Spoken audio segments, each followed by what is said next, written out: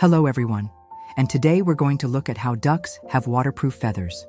So ducks spend a lot of time in the water looking for food, swimming around with their paddling mates, and hanging out with their paddling families. And because they're in the water so much, you would think that their feathers would get wet and heavy and soggy, right? Well, they do spend all that time in the water, but their feathers never really get soaked. And that's what we're going to explore in today's episode. How does it work? What makes their feathers waterproof? Well, there are actually 3 reasons why ducks have waterproof feathers.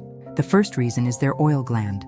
It's also called their uropygial gland, and it's located right near the tail. And it produces a special oil that the duck uses to coat its feathers.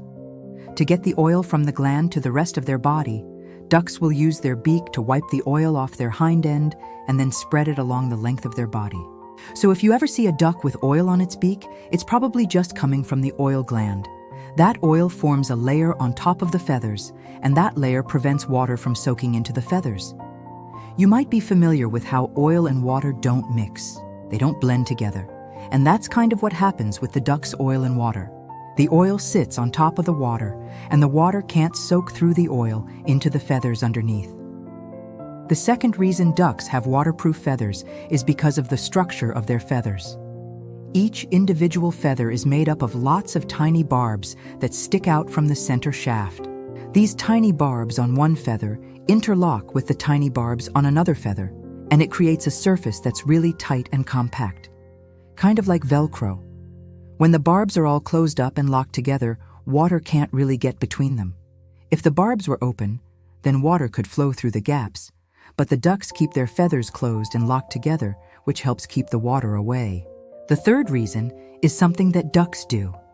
They preen their feathers. Preening means that a duck is using its beak to smooth and align its feathers and spread the waterproofing oil along its body. All ducks preen their feathers, and they usually do it before they go swimming. That way they have a fresh coat of oil on their feathers, and they make sure that the tiny barb structures are closed and locked together. Now, ducks spend a lot of time in the water, and they do need to stay dry for 2 really important reasons. First, if their feathers are dry, they can keep swimming for a long time without getting tired. If feathers become waterlogged, they turn heavy and stiff. And when ducks try to paddle with stiff, heavy feathers, it tires them out really quickly. Because ducks often sleep while floating, dry feathers help them stay buoyant and keep their heads above water. If their feathers were saturated with water, they would sink and be more vulnerable to predators while they're sleeping. In order for ducks to be good swimmers, they need to be lightweight. Water is hundreds of times heavier than air, so trapping air makes ducks much more buoyant. Air is extremely light. So if ducks can somehow incorporate a lot of air into their bodies, they'll be lighter and better swimmers. That's where their down feathers come in. Down feathers are soft, fluffy feathers that are located underneath the duck's outer, stiffer feathers. Down feathers aren't coated with oil, so they don't help with waterproofing. But because they're fluffy, they can trap lots of air inside their feathers.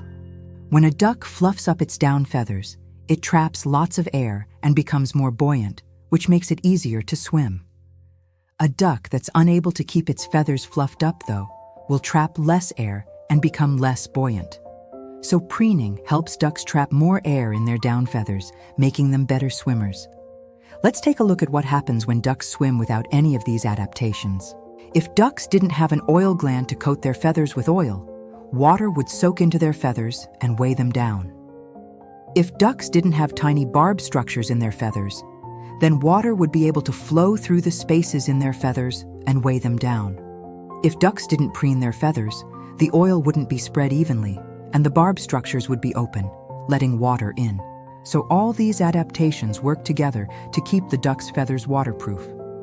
There are 2 main layers of feathers on a duck, and each one has a different job.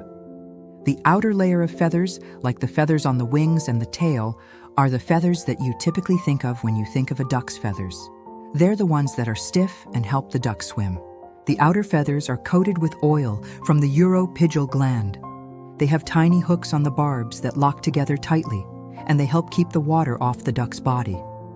If the outer feathers weren't waterproof, then the duck's down feathers would get wet too. And if the down feathers were wet, they wouldn't be able to trap any air, and the duck would sink. The second layer of feathers is made up of down feathers. Down feathers are soft, fluffy feathers that are located underneath the stiff outer feathers. You may have felt down feathers on a duck when you've pet a duck before. They feel really soft and fluffy. That fluffiness is what helps the duck stay warm, and it helps them swim. Down feathers aren't coated with oil, so they don't really help with waterproofing. Instead, they're really good at trapping air, which helps the duck stay warm and helps the duck swim. If the down feathers weren't fluffy, then the duck would sink. So the outer feathers and the down feathers have different jobs, but they work together. The outer feathers keep the water off the duck, and the down feathers keep the duck warm and help the duck swim. Let me know what you think. Why do you think ducks need waterproof feathers? What would happen if ducks couldn't stay dry? Do you have a favorite type of duck? Leave your answers in the comments section below. We can't wait to read what you have to say. And if you enjoyed this episode, be sure to click that like button. And don't forget to subscribe. We'll see you next time.